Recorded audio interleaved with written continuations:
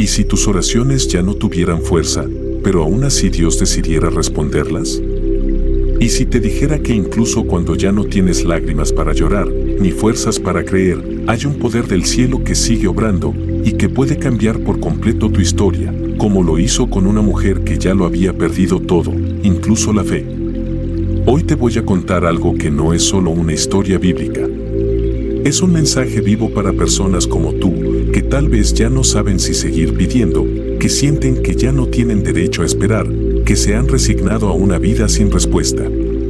Pero lo que está a punto de ocurrir en este video puede romper esa resignación. Porque Dios no necesita que creas con perfección, solo necesita que estés dispuesto a escuchar lo que Él aún tiene para decirte. Existe un secreto que muchos ignoran: el cielo no deja de escribir aunque tú hayas cerrado tu cuaderno. Lo que parece un punto final para ti, puede ser apenas una pausa para Dios.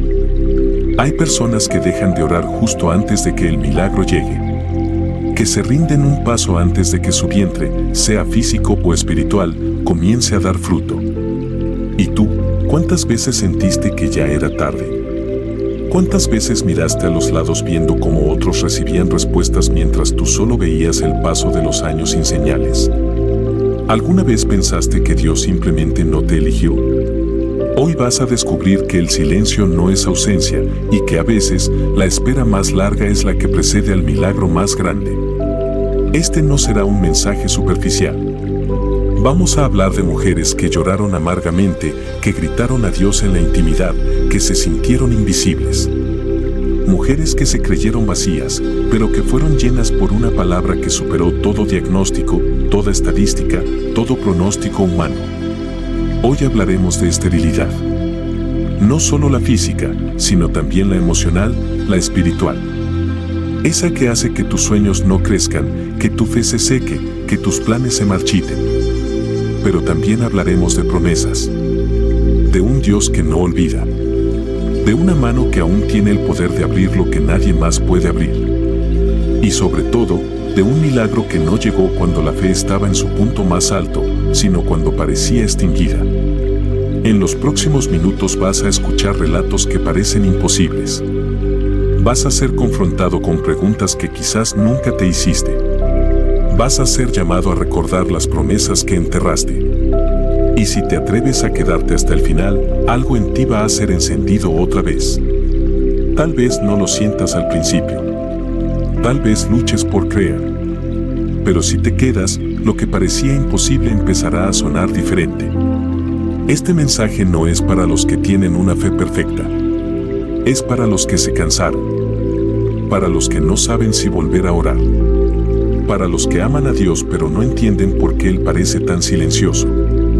Por eso, antes de continuar, quiero invitarte a escribir en los comentarios una frase simple, pero cargada de verdad: mi fe no está muerta, solo está dormida.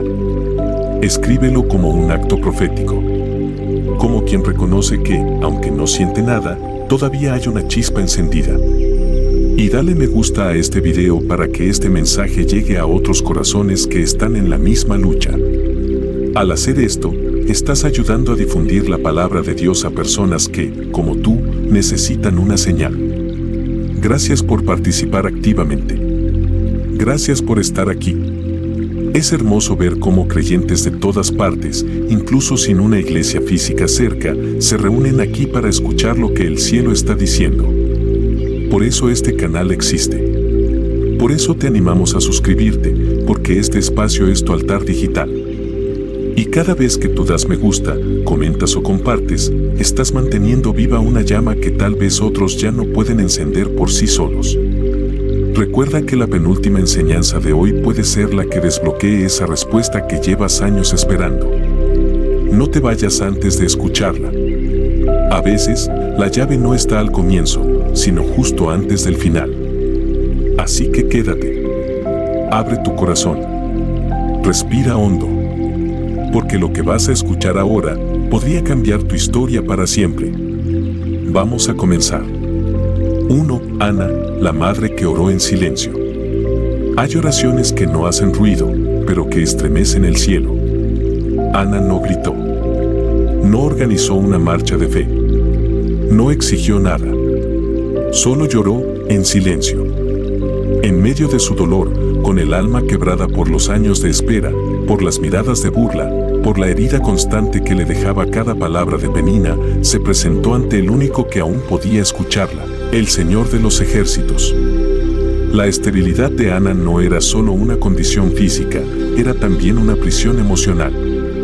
Cada año subía al templo con su esposo Elcana, pero cada regreso era una nueva derrota. El vientre seguía vacío. El sueño seguía postergado. La humillación se renovaba.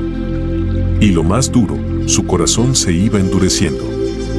Porque cuando el tiempo pasa y no vemos respuesta, comenzamos a pensar que no somos dignos. Que Dios habla, pero no con nosotros. La Escritura dice que Ana estaba profundamente angustiada y oró al Señor llorando desconsoladamente. Pero aquí ocurre algo que cambia toda la atmósfera. Ana hizo un voto. No un trato de conveniencia. No una promesa superficial. Sino una entrega total. Le dijo al Señor, si tú me das un hijo, yo te lo devolveré todos los días de su vida. No era una petición egocéntrica. No buscaba competir con Penina ni demostrar nada a nadie. Solo quería ver el fruto de una promesa cumplida. Solo quería sentir que no había nacido para estar vacía. Y entonces ocurre lo inesperado. Mientras Ana ora en silencio, moviendo solo los labios, el sacerdote Elí la ve y la juzga. Cree que está ebria. La confunde con una mujer perdida. Es fácil juzgar lo que no entendemos. Muchos no saben cuán rota puede estar un alma que ora sin palabras. Pero Ana no se defiende con orgullo. No se levanta indignada. Explica, con humildad, que está derramando su alma delante del Señor. Y Elí, al comprender, la bendice. Le dice, vete en paz, y que el Dios de Israel te conceda lo que le has pedido. Aquí comienza el milagro. No cuando el ángel apareció. No cuando el vientre se abultó. No cuando el niño fue dado a luz. El milagro comenzó cuando Ana se quebró con sinceridad. Cuando ya no le importó lo que pensaran los demás. Cuando su dolor fue más fuerte que su imagen. Cuando su fe, aunque golpeada, se mantuvo en pie lo suficiente como para clamar una vez más. ¿Y tú? ¿Cuántas veces has orado sin palabras? ¿Cuántas veces sentiste que incluso el templo te juzgaba?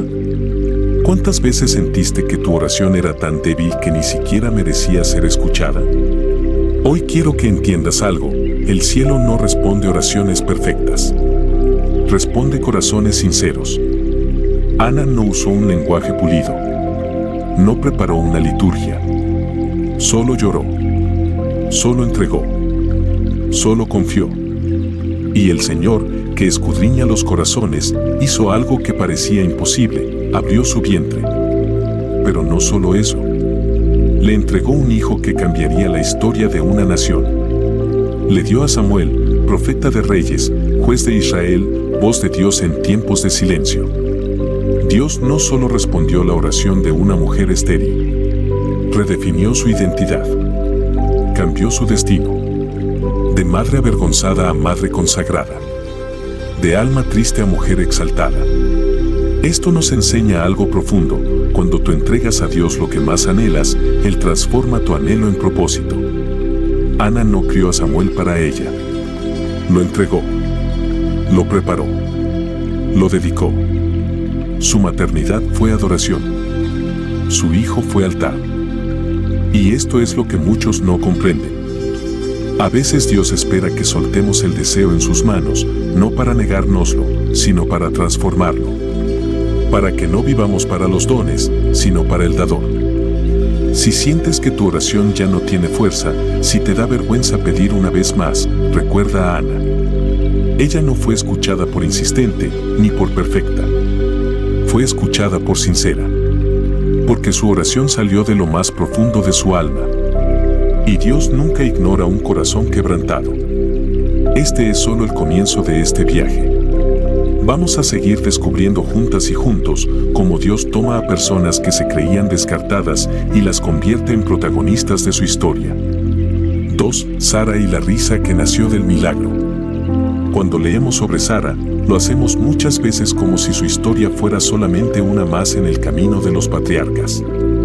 Pero cuando dejamos que el Espíritu nos hable, descubrimos que detrás de esa mujer de avanzada edad había algo más que arrugas y años, había cicatrices profundas. Cicatrices de la espera. Cicatrices de promesas que parecían no cumplirse. Cicatrices de noches silenciosas, de vientres vacíos, de oraciones que solo rebotaban en el techo de la tienda. Sara vivió la vida acompañando un llamado que no parecía ser para ella. Abraham había sido llamado a ser padre de naciones, pero ella seguía siendo estéril. Y por dentro, aunque no lo dijera en voz alta, seguramente se preguntaba, ¿y yo qué? ¿Dónde quedo yo en esta historia? ¿Por qué Dios lo llamó a él y me dejó a mí con las manos vacías? Durante décadas caminó con su esposo, esperando la promesa, esperando el hijo, esperando el cumplimiento. Pero la espera puede ser una cárcel si no sabemos qué hacer dentro de ella. Y a veces, cuando la espera se alarga demasiado, el corazón se defiende como puede, se enfría, se protege, se resigna. Fue en ese estado que Sara tomó decisiones equivocadas. Decidió adelantar el plan de Dios. Le ofreció a Abraham a su sierva Agar para que tuviera un hijo en su lugar. Porque cuando la fe se agota, comenzamos a construir soluciones humanas.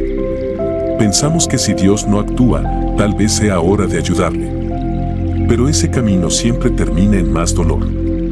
El hijo de Agar, Ismael, trajo tensión, celos, división. Porque lo que nace del esfuerzo humano no tiene la paz del cielo. Y sin embargo, en medio de ese error, Dios no canceló su plan. No dijo, ya no sirve. No le dio la espalda a Sara. Porque nuestro Dios no es un Dios que desecha a los que fallan, sino que reconstruye sobre los escombros de nuestros intentos. A los 90 años, Sara recibió una visita celestial. 3 hombres llegaron al campamento. Entre ellos, el Señor. Y le repitieron a Abraham una promesa que ella ya había escuchado antes, pero que en su corazón ya había enterrado. El año que viene, Sara tendrá un hijo. Ella, desde dentro de la tienda, escuchó y rió. No fue una risa de alegría. Fue una risa sarcástica. Una risa de incredulidad. Una risa que decía, después de todo este tiempo, ahora. Porque a veces, cuando Dios finalmente habla, ya ni siquiera sabemos cómo responder. Y esa risa la delató. El Señor la confrontó. ¿Por qué se rió Sara? ¿Hay algo imposible para Dios? Ahí está la clave. No era solo una pregunta. Era una puerta. Una invitación a volver a creer. A mirar más allá del calendario, más allá de las arrugas, más allá del vientre seco. Era un llamado a recordar quién es Dios. Un año después, Sara tuvo a Isaac. Y el significado de su nombre fue su propia medicina. Isaac significa risa.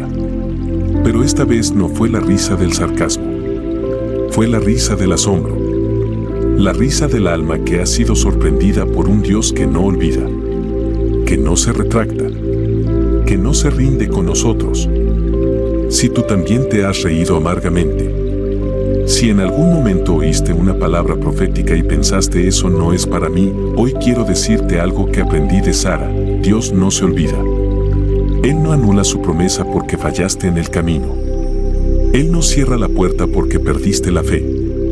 Él sigue trabajando, aunque tú hayas dejado de esperarlo. Y si hoy estás luchando con algo más profundo, si no es esterilidad física, sino una esterilidad del alma, una esclavitud del pecado, un ciclo que no se rompe, déjame abrir mi corazón contigo. Yo también pasé por eso. Durante más de 10 años viví atado a cadenas que nadie veía. Por fuera, sonrisas. Por dentro, tormentas. Leía la Biblia, predicaba incluso, pero no lograba vencer lo que me tenía atrapado. Era como una enfermedad invisible que consumía mi fe desde adentro. Hasta que un día, Dios me guió paso a paso en un proceso que cambió mi historia. No fue mágico. No fue instantáneo. Pero fue real. Y si tú estás luchando con pecados repetitivos, con vicios que no puedes soltar, quiero invitarte a ver el video que está fijado en el primer comentario. Ahí comparto el camino que me liberó. Te hablo no como un maestro, sino como un sobreviviente. No como alguien que lo logró todo, sino como alguien que fue rescatado. Haz clic y mira ese video. No porque yo lo diga, sino porque sé lo que se siente orar 1000 veces por lo mismo y no ver salida. Porque sé lo que es sentirse culpable después de cada caída. Pero también sé lo que es ser levantado por una gracia que no se agota. Tú no estás solo. Y esa esterilidad espiritual, esa sequedad interna, ese ciclo oculto, también puede terminar. Porque el mismo Dios que tocó el vientre de Sara, puede tocar tu alma. Y donde antes había risa amarga, nacerá una risa de gratitud. Sigamos. Aún hay más por descubrir. La viuda de Sarepta y la provisión inesperada. La historia de la viuda de Sarepta es una de esas escenas bíblicas que, a primera vista, parecen pequeñas, pero cuando el Espíritu nos permite mirarlas con los ojos del corazón, descubrimos una profundidad abrumadora. Esta mujer no tenía nombre registrado, ni linaje sacerdotal, ni posición de influencia. Era una viuda extranjera en medio de una sequía devastadora. Vivía al margen, tanto geográfica como espiritualmente. Era una mujer invisible para la sociedad, pero completamente visible para Dios. La Escritura nos la presenta en el momento más oscuro de su vida. No tenía marido. No tenía comida. No tenía esperanza. Solo tenía un puñado de harina y un poco de aceite, lo suficiente para una última comida para ella y su hijo, y luego, según sus propias palabras, esperar la muerte. Aquí es donde muchos se encuentran hoy. Personas que sienten que ya no hay nada por hacer. Que lo han intentado todo. Que cada día es simplemente un paso más hacia una resignación silenciosa. Aquellos que miran su harina y su aceite y saben que no alcanza. Y no solo se trata de comida. Es energía emocional, es fuerza espiritual, es fe. Sienten que ya no hay más para dar. Y cuando llega ese punto, lo único que queda es el silencio de la desesperanza. Pero en ese preciso momento, llega el profeta Elías. No llegó cuando la mujer estaba fuerte. No llegó cuando había abundancia. No llegó para celebrar un milagro. Llegó cuando todo estaba a punto de terminar. Cuando el escenario parecía estar sellado por la derrota. Y entonces, lo que le pide es, humanamente hablando, absurdo: dame de comer a mí primero. No le promete nada al principio. No le da señales del cielo. No le ofrece pruebas. Solo le lanza una demanda que, si se analiza sin fe, suena egoísta, incluso cruel. Pero lo que Elías estaba haciendo era activar una ley espiritual, la fe sacrificial. La viuda respondió con obediencia. No porque tenía mucho, sino porque, aunque tenía poco, eligió creer. Y en esa decisión, en esa pequeña acción de darle al profeta su último pan, se desató lo sobrenatural. La harina no se agotó. El aceite no menguó. La muerte no llegó. En medio de la sequía, su casa se convirtió en un lugar de provisión constante. Y lo más impresionante es que el milagro no fue un gran banquete de un solo día. No. Fue una provisión diaria, constante, sostenida. Cada día, al abrir su tinaja, había lo suficiente. No más. No menos. Lo necesario. Este tipo de milagro es más difícil de ver, pero mucho más profundo. Porque no solo cambia tu realidad externa, sino que te transforma por dentro. Aprendes a confiar, a depender, a caminar por fe y no por vista. La historia de esta mujer nos revela algo esencial. Dios no está buscando a los fuertes, ni a los que tienen todo resuelto. Él busca a los dispuestos. A los que, incluso con miedo, deciden obedecer. A los que, aunque ven que no hay suficiente, eligen poner a Dios primero. Y eso es lo que desbloquea el cielo. No la cantidad de recursos, sino la calidad de la fe. No la perfección de la vida, sino la disposición del corazón.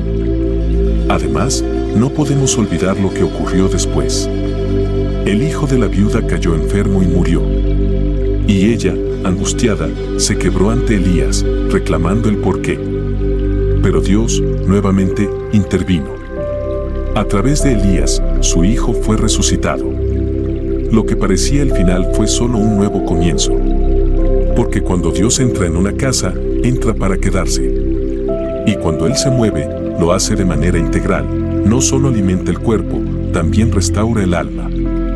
Muchos hoy están como esta mujer. Cansados. Rotos. Convencidos de que su historia está terminando. Pero lo que no saben es que Dios ya envió a su Elías. Que el encuentro con lo sobrenatural está más cerca de lo que imaginan. Que en medio de su escasez, Él está preparando una provisión que no falla. Y no es solo pan físico. Es esperanza. Es sentido. Es dirección. Es sanidad. Es una fe renovada que te hará mirar tu situación y decir, no sé cómo, pero Dios está aquí. Lo que parecía una escena de cierre, se convirtió en una plataforma para un testimonio eterno. Y eso es lo que puede suceder contigo. Porque el Dios que sustentó a la viuda en Sarepta es el mismo que te está viendo ahora. Él sabe cuánto te queda. Sabe lo que has llorado en silencio. Sabe lo que no cuentas a nadie. Pero también sabe lo que sembraste, lo que creíste, lo que entregaste y tiene su respuesta lista. Cuando menos lo esperas y cuando más lo necesitas, Él llega. No siempre con espectáculo, pero siempre con propósito. Sigamos adelante. Aún hay más voces en la Escritura que nos muestran que la esterilidad, la pérdida o la escasez nunca tienen la última palabra cuando Dios decide hablar. 4. La mujer tsunamita y la promesa que pareció morir. La mujer tsunamita no era estéril por diagnóstico ni por edad. Era estéril por imposibilidad declarada. Su esposo ya era anciano y, aunque ella misma no pedía hijos, había una herida escondida en su alma que había aprendido a disimular.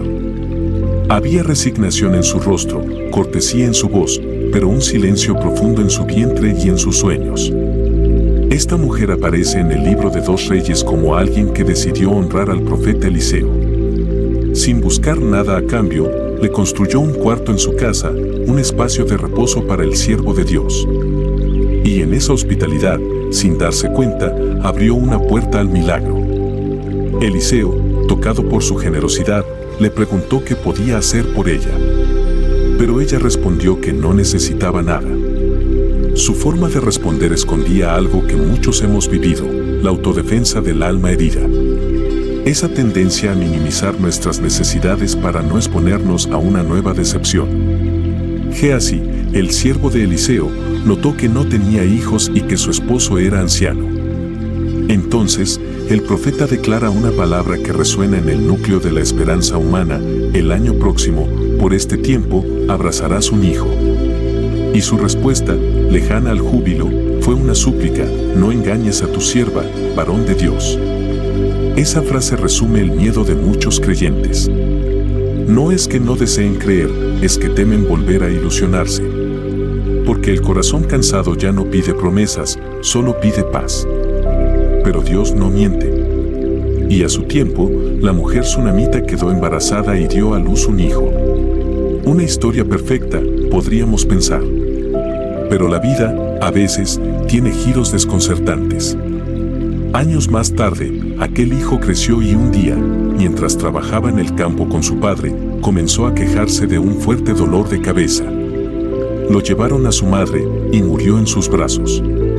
Ahí es donde la historia da un vuelco. Muchos milagros mueren en los brazos de quienes los recibieron. Promesas que se cumplen, pero luego se apagan. Dones que florecen y luego se marchitan. Relación restaurada que luego se quiebra de nuevo. Trabajo soñado que luego se pierde. Y el alma se pregunta: ¿por qué me diste algo solo para luego quitármelo? La mujer tsunamita no se derrumbó. No organizó un velorio. No gritó. No culpó. No enterró al niño. Lo llevó al cuarto del profeta. Lo acostó allí. Cerró la puerta. Y se fue a buscar al hombre de Dios. Esa imagen es poderosísima, porque muchos, al ver morir lo que Dios les dio, entierran el sueño, cancelan la fe, cierran la Biblia, dejan de orar. Pero esta mujer eligió otro camino, poner el milagro en el altar, no en el ataúd. Cuando Eliseo la ve venir, le envía a su siervo para preguntarle si todo está bien. Y su respuesta, quizás la más desconcertante y profunda de toda la Biblia, fue: todo está bien. ¿Todo está bien? Su hijo estaba muerto y ella decía que todo estaba bien. Sí, porque no estaba hablando desde lo que veía, sino desde lo que creía. No estaba declarando un parte médico, sino un acto de fe. Porque hay momentos donde el alma debe hablarle a la realidad y no al revés. Eliseo va con ella, entra al cuarto, ora, se tiende sobre el niño, insiste, y finalmente, el niño estornuda 7 veces y abre los ojos. El milagro resucita. La promesa revive. La fe es honrada. Esta historia nos deja enseñanzas profundas. Primero, que hay bendiciones que no pedimos, pero Dios igualmente decide darnos. Porque Él ve lo que nos falta aunque lo hayamos enterrado bajo capas de resiliencia o resignación. Segundo, que a veces las promesas pasan por un proceso de muerte antes de manifestarse plenamente. Porque Dios no solo nos da regalos, nos entrena en la fe que sostiene esos regalos. Tercero, que cuando algo muere en nuestras manos, no siempre es el final. Si lo llevamos al altar, si lo colocamos en el lugar donde la presencia de Dios habita, si lo cubrimos con oración, aún lo imposible puede volver a vivir. Y cuarto, que el lenguaje de la fe no siempre coincide con el de la lógica. Decir todo está bien en medio del dolor no es negación. Es profecía. Es alinearse con el cielo. Es declarar que, aunque aún no lo vea, confío en que Dios terminará lo que comenzó. Muchos de los que están escuchando esta historia quizás estén en esa etapa intermedia, ya recibieron una promesa, ya vieron señales, pero de repente todo parece apagarse. El hijo muere. El sueño se enfría. La alegría se transforma en ansiedad. Pero hoy, como la mujer tsunamita, Dios te llama a no enterrar lo que aún puede revivir. Te llama a no declarar luto sobre algo que Él aún puede resucitar. A poner tu fe en acción, a declarar con tu boca lo que crees en tu espíritu, que todo está bien. No porque lo sientas, no porque lo veas, sino porque Él lo dijo. Y si Él lo dijo, será. No pares. El viaje continúa. La próxima historia nos mostrará otra dimensión de este Dios que cambia destinos imposibles. 5. Ana y el clamor que rompió el silencio. En medio de una sociedad donde el valor de una mujer se medía muchas veces por su capacidad de dar hijos, Ana se encontraba atrapada entre el desprecio y el dolor. Era la esposa amada, pero estéril. Cada año subía con su esposo Elcana a Silo para adorar y ofrecer sacrificios, y cada año volvía con las manos vacías y el vientre sin fruto. No faltaban las provocaciones de Penina, la otra esposa de Elcana, que tenía hijos y se enorgullecía de su fertilidad. A los ojos del mundo, Ana era una mujer derrotada. Y aunque su esposo le daba una porción especial en el sacrificio, aunque le decía que su amor era más que el de 10 hijos, su alma seguía incompleta. Porque hay dolores que ni el amor humano más sincero puede calmar. Hay anhelos que solo Dios puede llenar. Ana lloraba. No comía. Su angustia no era solo física, era espiritual. Sentía que algo en ella estaba desconectado de la promesa, como si su vida transitara por la fe sin alcanzar jamás el cumplimiento. Pero un día, su forma de orar cambió. Ya no fue una oración ritual, ni una súplica medida. Fue un desborde del alma. En Silo, Ana se presentó ante Dios con lágrimas, con gemidos, con un corazón abierto de par en par. Oró tan profundamente que sus labios se movían, pero no se escuchaba su voz. El sacerdote Elí la vio y la juzgó apresuradamente, creyendo que estaba ebria.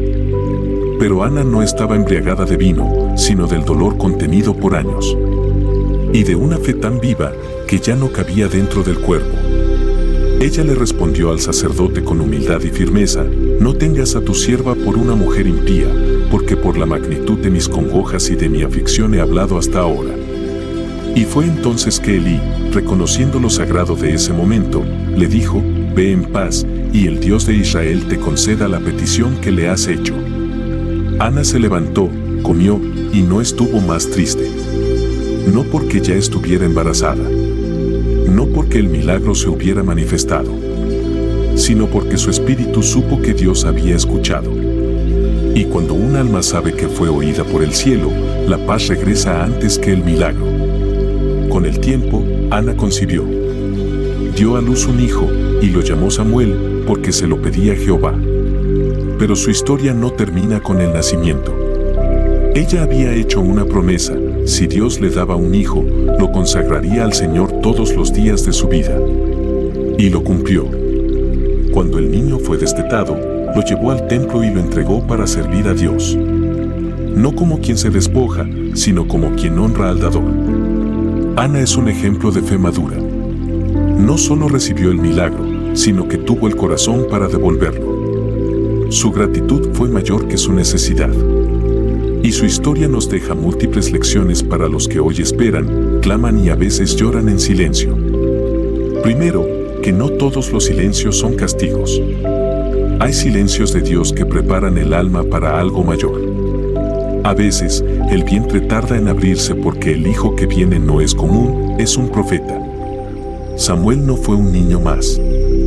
Fue un juez, un intercesor, un ungidor de reyes. Dios necesitaba una madre que supiera orar antes de parir. Y Ana, sin saberlo, fue esa mujer. Segundo, que no debemos temer mostrar a Dios nuestro dolor más crudo. A Él no le ofende nuestra fragilidad. Le conmueve. Lo sagrado no está en las palabras perfectas, sino en los corazones sinceros. La oración que cambia destinos no siempre es elocuente. A veces es solo un susurro ahogado entre lágrimas. Tercero, que la fe verdadera transforma antes de recibir. Ana cambió su semblante porque algo en su interior fue tocado. El Espíritu le dio una certeza que ningún médico ni sacerdote pudo ofrecer. Y eso es lo que Dios quiere provocar hoy en ti. Que confíes incluso antes de ver. Que comas, que descanses, que sonrías, porque Él ya oyó. Cuarto, que cuando Dios nos concede algo, no es solo para nuestro beneficio. Es para su gloria. Ana pudo haber retenido a Samuel, pero eligió entregarlo. Y en esa entrega, su maternidad no fue truncada, sino multiplicada. Dios la bendijo con más hijos e hijas después. Porque nadie puede dar más que el Dios de la vida. Quizás tú, como Ana, has venido año tras año al altar con la misma petición. Quizás ya te acostumbraste al no, al silencio, al todavía no. Pero hoy, la historia de Ana viene a romper esa resignación. A decirte que hay oraciones que están a punto de tocar el corazón de Dios de una manera distinta. Que hay un día específico en el calendario divino donde el cielo se abre. Que el clamor que parte del fondo del alma tiene un eco eterno. Y si hoy estás en ese momento de quebranto, no te detengas. Ora como nunca. Llora si es necesario. Vierte tu alma. Porque cuando un corazón se rinde en totalidad, el cielo no puede quedarse quieto. Ana no es solo una historia del pasado. Es un espejo para cada creyente que espera. Es un canto para cada alma que todavía se atreve a creer que el vientre de la promesa puede despertar. Su historia continúa viva, porque los ángeles de esta generación siguen naciendo en los corazones que oran con fe y entregan con amor. Vamos al siguiente testimonio bíblico. Dios aún no ha terminado de hablar. 6. El grito desesperado de Lea y la mirada de Dios. La historia de Lea es una de esas que no siempre se cuenta desde el púlpito, pero que grita esperanza a quienes han vivido en la sombra, a quienes sienten que siempre fueron la segunda opción, los que han amado sin ser amados, los que han dado sin ser correspondidos. Lea era la hija mayor de Labán, hermana de Raquel. La Biblia dice que Lea tenía ojos delicados, mientras que Raquel era hermosa de cuerpo y de rostro. Jacob, su primo, llegó a trabajar para Labán y se enamoró profundamente de Raquel. Estaba dispuesto a trabajar 7 años solo por tenerla como esposa. Y cuando llegó el día de la boda, Labán, engañoso, le dio a Lea en lugar de Raquel. Jacob no se dio cuenta hasta el día siguiente. Imagínate la escena. Un matrimonio que comenzó con un engaño. Un esposo que amaba a otra. Una mujer que fue entregada como si fuera mercancía. Lea se convirtió en esposa sin ser deseada. Fue la madre de muchos hijos, pero su corazón estaba marcado por el rechazo. Y sin embargo, en medio de esa historia que parece trágica y sombría, encontramos una frase que lo cambia todo. Y vio Jehová que Lea era menospreciada, y le dio hijos. Ese vio de Dios es crucial. Porque muchos quizás la veían como un estorbo, como la hermana no deseada, pero Dios la veía como una hija digna de amor y fruto. Lea, al igual que muchas mujeres hoy, intentó llenar el vacío en su alma a través de lo que podía dar. Tuvo un hijo y dijo, ahora me amará mi marido. Pero no fue así. Luego tuvo otro y otro más. Cada hijo era un clamor de amor. Rubén, Simeón, Leví, cada uno llevaba en su nombre una oración, quizás ahora, quizás esta vez. Y entonces llegó el cuarto hijo. Algo cambió. Algo se rompió dentro de ella. No buscó ya la aprobación de Jacob. No pidió más amor humano. Solo dijo, esta vez alabaré al Señor. Y llamó al niño Judá. Y cuando soltó el deseo de ser amada por Jacob, fue abrazada por Dios. Judá se convertiría en el linaje del que nacería el rey David, y siglos después, Jesús el Mesías. De la mujer menospreciada, Dios haría nacer la mayor gloria. De la historia más rota, la redención más alta. Lea representa a todas aquellas que han sentido que su historia es secundaria, que fueron puestas en lugares sin elegirlos, que han vivido el rechazo de quienes más anhelaban su atención. Y sin embargo, Dios las ve. No las ve como el mundo las etiqueta. Las ve como Él las creó, valiosas, fecundas, capaces de dejar un legado eterno. Y no solo eso. Lea es una lección para todos los que han buscado la validación en lugares equivocados. Que han pensado, si tan solo me prestara atención, si tan solo me eligiera, si tan solo me amara como yo lo amo. Pero el amor humano no puede llenar el lugar del amor divino. Jacob nunca fue capaz de llenar el alma de Lea.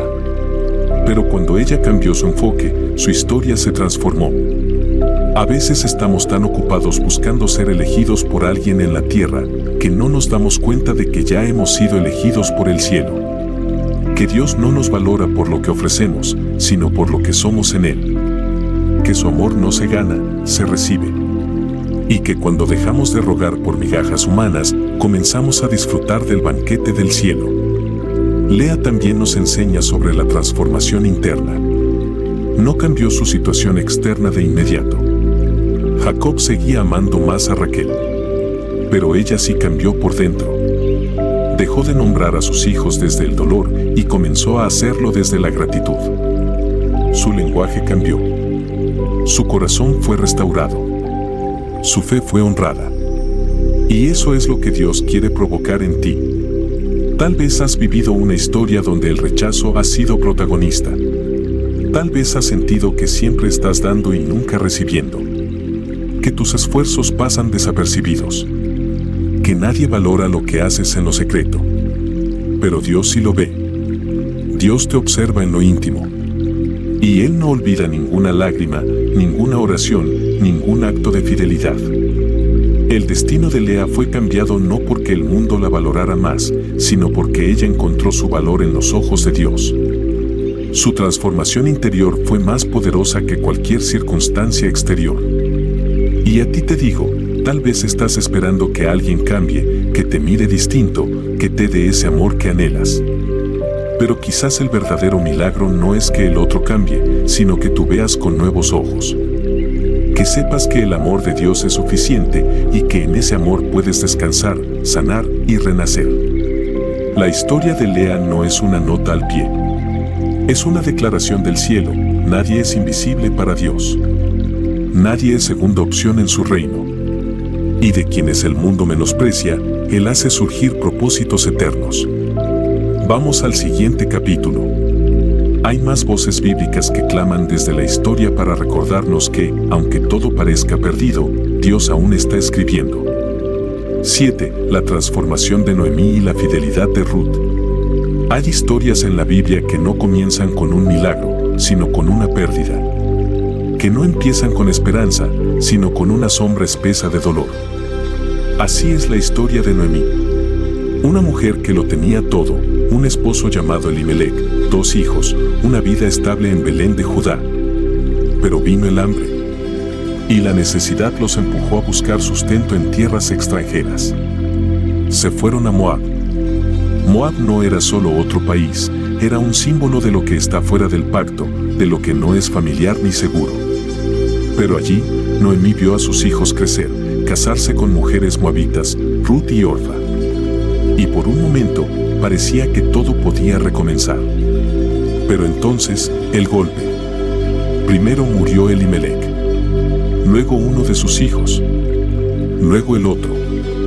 En poco tiempo, Noemí quedó sola. Una mujer viuda. Sin hijos. Sin nietos. Sin futuro. Lo que sigue es una escena profundamente humana, una mujer quebrada que decide regresar a casa, a su tierra natal, porque ha oído que Dios visitó a su pueblo con pan. No regresa con expectativas. Regresa con vacío. Llámame Mara, les dice a las mujeres de Belén, porque en gran amargura me ha puesto el Todopoderoso. Y aquí comienza el verdadero mensaje de esta historia. Porque mientras Noemí se consideraba desechada, amargada, olvidada por Dios, el cielo ya estaba preparando una restauración que ella no podía imaginar. Esa restauración venía caminando a su lado. Se llamaba Ruth. Ruth, la moabita. La extranjera. La mujer que no tenía por qué quedarse. Pero decidió hacerlo. Con una de las frases más profundas y conmovedoras de toda la Escritura, tu pueblo será mi pueblo, y tu Dios, mi Dios. Ruth no era una mujer sin opciones. Tenía su tierra, su idioma, su cultura. Pero decidió tomar el camino del despojo, de la lealtad, del amor incondicional. No se quedó porque había una promesa de estabilidad. Se quedó por fidelidad. Por amor. Y en esa fidelidad silenciosa comenzó a gestarse el milagro. Ruth sale a espigar en los campos para alimentar a Noemí. Se expone al peligro, a la vergüenza, al desprecio.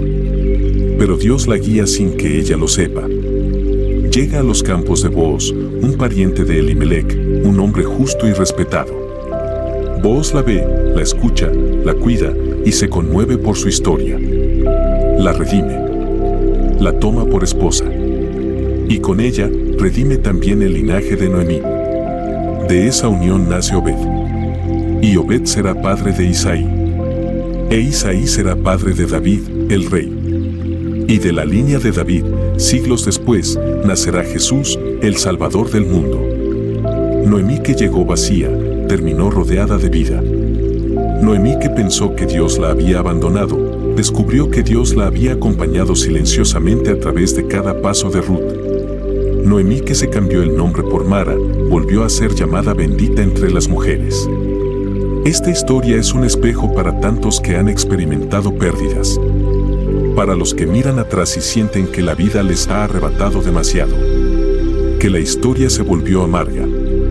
Que la vejez llega con las manos vacías y el corazón desgastado. Pero también es un mensaje para quienes han estado al lado de alguien roto y han decidido quedarse. Amar. Servir. Sin esperar nada. Dios puede transformar los finales amargos en comienzos gloriosos. Puede usar las decisiones silenciosas de lealtad para escribir capítulos de redención. Puede tomar lo poco y lo escondido y hacerlo parte de su plan eterno. Noemí representa a quienes han perdido más de lo que creían soportar. Pero también representa el poder de un Dios que no se olvida. Que no deja a nadie fuera de su historia. Que puede usar incluso a una mujer extranjera, considerada impura por la cultura de la época, para abrir camino al Mesías. Y Ruth representa esa fidelidad que no busca fama, que no hace ruido, pero que transforma todo. Representa la decisión de seguir a Dios sin garantías, sin seguridades humanas, solo con fe. Representa ese tipo de amor que no es lógico, pero que es eterno. Cuando Noemí llegó a Belén, no traía nada. Pero Dios ya había sembrado una semilla. Ruth era esa semilla. Y de esa semilla nació un árbol. Y de ese árbol, la salvación. Así obra Dios. En medio del duelo, de la tierra extranjera, de los regresos vacíos. Así se manifiesta, cuando creemos que todo se acabó, Él está comenzando algo nuevo. Y tal vez hoy te sientes como Noemí. Tal vez estás regresando a tu Belén, a tu lugar de origen, con menos de lo que tenías antes. Tal vez sientes que tu historia se terminó, que no queda más por escribir. Pero Dios todavía tiene tinta. Y lo que parece un epílogo, para Él, es apenas el capítulo siguiente. Aún hay panes que hornear. Aún hay campos que espigar. Aún hay redención. Aún hay vida. Dios no ha terminado contigo. Aunque hayas llegado vacía, te hará florecer otra vez. La humillación de Ana y la respuesta de Dios en Silo. En la antigua ciudad de Ramataim, vivía una mujer que cada año subía al templo de Silo con el corazón desgarrado. Su nombre era Ana. Era esposa de Elcana, un hombre piadoso que también tenía otra esposa, Penina. Penina tenía hijos, Ana no. Penina se burlaba, la provocaba, la humillaba constantemente por su esterilidad. Y aunque Elcana amaba profundamente a Ana, su amor no podía llenar el vacío que ella sentía por no poder concebir. Año tras año, Ana cargaba con el estigma. Ser una mujer estéril en su tiempo no era solo un asunto biológico, sino espiritual, social y emocional. Era vista como alguien que no había hallado gracia ante Dios, como una rama seca en una cultura que valoraba la descendencia como bendición divina. Su dolor no era solo por el hijo que no tenía, sino por la identidad que sentía arrebatada. En uno de esos viajes a Silo, Ana hizo algo diferente. Después de la comida, se levantó y se dirigió al templo. No para cumplir un rito, sino para derramar su alma. Se postró ante Dios, lloró con amargura, oró sin voz.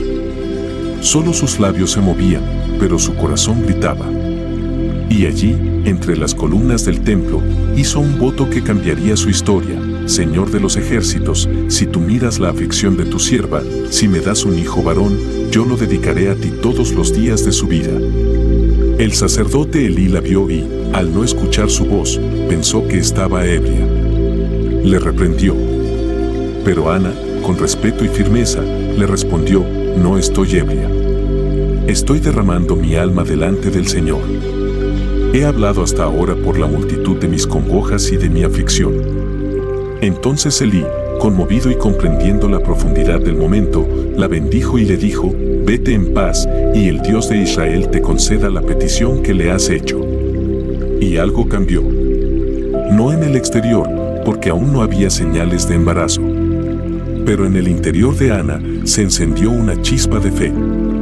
Su rostro no fue más el mismo. Volvió con su familia, comió, se levantó temprano al día siguiente para adorar.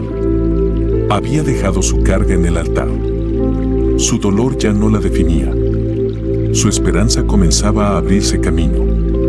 Tiempo después, el milagro se hizo carne.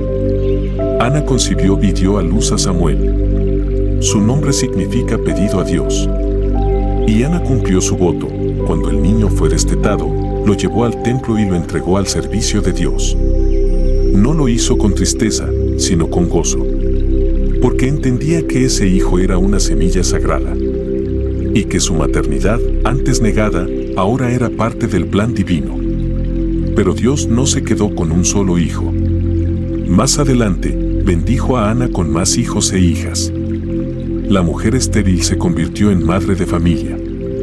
La humillada fue exaltada. La que lloraba en secreto, cantó en público. La historia de Ana nos recuerda que los silencios más profundos a veces contienen las oraciones más poderosas. Que la oración no es siempre con palabras, sino con lágrimas. Que Dios ve lo que los hombres no entienden. Y que el tiempo de espera no es tiempo perdido, sino tiempo sagrado. ¿Cuántas veces hay personas que se sienten como Ana? Que han orado durante años sin ver resultados. Que han soportado burlas, juicios, comparaciones. Que han sentido que su fe se desgasta y que sus lágrimas caen al suelo sin respuesta. Pero esta historia afirma que cada lágrima derramada en la presencia de Dios es recogida por Él. Que ningún clamor sincero queda sin eco en el cielo. Ana no fue estéril para siempre. Su esterilidad fue el escenario que Dios usó para manifestar su gloria.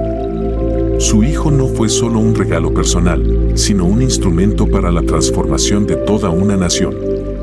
Samuel sería profeta, juez y el hombre que ungiría a los primeros reyes de Israel.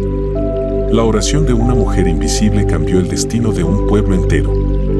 Y esto nos enseña también algo más profundo. Hay oraciones que no solo traen respuestas personales, sino propósitos mayores. Cuando oramos, no siempre sabemos lo que Dios está gestando. Podemos pedir por un hijo, pero Dios está formando un profeta. Podemos pedir por una respuesta, pero Dios está alineando una generación. La oración de Ana fue escuchada no por su insistencia, sino por la entrega de su corazón. Ella no exigió, no manipuló, no negoció. Se quebrantó, se ofreció. Y cuando Dios la bendijo, ella no retuvo, sino que devolvió. ¿Cuántas veces oramos por lo que deseamos, pero no estamos dispuestos a ofrecerlo de vuelta? Ana sí lo hizo. Por eso fue recompensada más allá de sus expectativas. Porque su fe no fue circunstancial, sino radical. Porque su oración no fue un discurso, sino una rendición.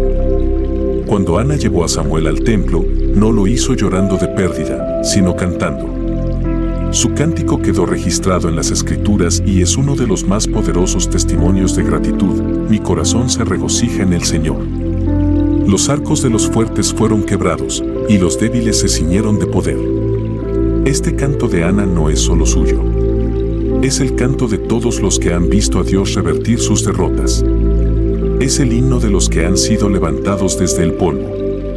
Es la melodía de quienes creyeron aún cuando no había señales. Y hoy, tú también puedes entonarlo.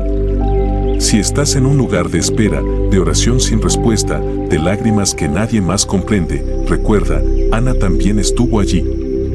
Y Dios la escuchó. Dios aún escucha. Dios aún responde. Y la historia que hoy parece seca, puede mañana florecer en bendición. Porque Él no se ha olvidado de ti. Y porque en su tiempo, tu Samuel llegará. Gedeón, de hombre temeroso a instrumento de victoria. Imagina por un momento un hombre que se describe a sí mismo como el más débil de su familia, el menos importante de su clan. Alguien que no se considera capacitado para liderar algo significativo. Así es Gedeón, el personaje central de esta historia. Él era de la tribu de Manasés, en un tiempo en que los madianitas aprovechaban cada año para saquear los campos de Israel, destruyendo cosechas, praderas y hogares. Vivían para sobrevivir, para esconderse, para enfrentar temor y opresión. Gedeón no era un guerrero. No vestía armadura. No pisaba baluartes. Solo veía las consecuencias, viñas pisoteadas, trigo saqueado, rebaños dispersos. Sobrevivía en planicie, guiando rebaños y escondiéndose en un lagar para moler grano a escondidas de los opresores. Vivía en cuevas por temor. Su vida era una sucesión de noches oscuras, de cansancio, de inseguridad. Y su corazón estaba lleno de preguntas como, ¿cómo enfrentamos a este enemigo? ¿Dónde está Dios? ¿Por qué Él permitió esta humillación? Y sin embargo, en medio de su miedo, recibió una visita. Un ángel. Y una palabra, Jehová está contigo, valiente guerrero. Esa frase fue un disparo al alma de Gedeón. Él, que se sentía cobarde, tuvo que reconocer su identidad no por sus propias fuerzas, sino por una promesa divina. Pero antes de creer, cuestionó, si Jehová está con nosotros, ¿por qué nos ha sobrevenido todo esto? Dios se ha apartado de nosotros. Su incredulidad era lógica, era humana, era esperable. Pero a pesar de sus inseguridades, aceptó una señal, pedir una prueba para confiar. Pidió que una lana se humedeciera mientras el suelo siguiera seco. Y Dios respondió. Una segunda prueba, la lana seca y el suelo mojado. Y Dios también respondió. Así empezó una fe construida paso a paso, no en ignorancia, sino en asombro y humildad. Dios no anuló las dudas de Gedeón. No lo trajo al combate como un héroe sin miedos ni cuestionamientos. Lo trajo vestido de incertidumbre para que dependa no de su valentía, sino de la palabra del cielo. Y eso nos enseña, Dios utiliza al hombre imperfecto que responde al llamado, no al que ya está preparado por el mérito humano. Luego vino lo sorprendente, reunió un ejército. Pero Dios lo redujo de 32,000 hombres a solo 500. No porque Israel no tenía capacidad, sino para que la victoria fuera evidente y no atribuida al poder humano. Cuando Gedeón escuchó cómo Dios lo guiaría a vencer con trompetas, cántaros vacíos y antorchas ocultas en cestas, entendió que el asunto no era armar un ejército, sino declarar que la victoria es del Señor. Y cuando rompieron los cántaros, alzaron gritos y tocaron trompetas, el caos se apoderó del campamento enemigo y huyeron. 32,000 cayeron sin una sola espada humana alzada. Esta historia es vital para entender cómo actúa Dios en medio de tu esterilidad, tus pérdidas, tus lagos secos de fe. No necesitas un ejército. Necesitas ser elegido. Necesitas una palabra de Dios para tu situación. Necesitas obediencia, aunque haya miedo. Dios no usa fuerzas humanas, usa corazones rendidos que escogen confiar en su dirección. Y todavía hay más, Gedeón liberó a Israel. Fue juez. Y sin embargo, después del triunfo, cayó en errores, órdenes erráticas, decisiones impulsivas. Porque la victoria no exime de la responsabilidad de caminar en obediencia continua. Y eso detalla que Dios no solo quiere levantarte del valle, sino mantenerte en el camino de dependencia. La restauración externa no es suficiente, el corazón debe ser renovado día a día. Padre, si te encuentras en un campo destruido, si te sientes sin fuerzas para volver a empezar, si crees que no tienes lo suficiente para enfrentar lo que viene, recuerda la historia de Gedeón, Dios te ve. Aunque te sientas débil, estás destinado para un propósito. Elige creer la oración que rompe el silencio. Acepta la señal divina que confirma que no estás solo. Da el paso de obedecer, aunque el panorama parezca en contra. Y cuando te sientas 3 pasos lejos de Dios por tus errores, tus caídas, incluso tus pecados recurrentes, recuerda que Él sigue contigo. Él puede usar al hombre temeroso, al que nada espera, para darle una victoria que sobrepasa lo visible. Solo necesitas soltar tu miedo en el altar y tomar en tus manos la palabra que Él te está dando hoy. El camino de Gedeón no fue fácil, ni seguro, ni lineal. Pero fue real. Fue necesario. Y fue justo. Porque cuando Dios decide levantar algo grande, no ignora el miedo. Lo usa como combustible para encender una fe que no dependa de la lógica, sino de su poder. Y así también tu historia puede cambiar. No porque tengas que ser perfecto, sino porque puedes ser obediente. No porque debas sentirte capacitado, sino porque puedes creer. Y cuando lo hagas, descubrirás que lo que parecía imposible puede convertirse en victoria. Si has llegado hasta este momento, quiero que sepas algo que quizás nadie te ha dicho en mucho tiempo: tú eres especial. No porque hayas escuchado un video entero, sino porque has permanecido buscando la voz de Dios cuando muchos ya han renunciado a escuchar. Has perseverado. Y eso, en los tiempos que vivimos, es una señal de fe viva. No todos lo logran. No todos se detienen tanto tiempo para alimentar el alma. Algunos van de video en video, buscando sensaciones, pero tú has recorrido un camino, palabra por palabra, oración por oración, historia por historia. Eso te convierte en parte de un grupo pequeño, casi invisible, que todavía cree que Dios habla en lo secreto, que transforma desde adentro, que guía paso a paso a los que se dejan moldear por su espíritu. Por eso, quiero invitarte a escribir abajo, en los comentarios, una frase que servirá como señal entre tú y yo. Es una manera sencilla, pero poderosa, de decir, he llegado hasta aquí porque Dios me sostuvo. La frase es: mi fe resucita cuando escucho su voz. Esa será nuestra contraseña espiritual. Cada vez que vea esa frase, sabré que formas parte de los que no solo miran, sino de los que reciben. De los que no solo buscan conocimiento, sino transformación. Ahora escúchame con atención.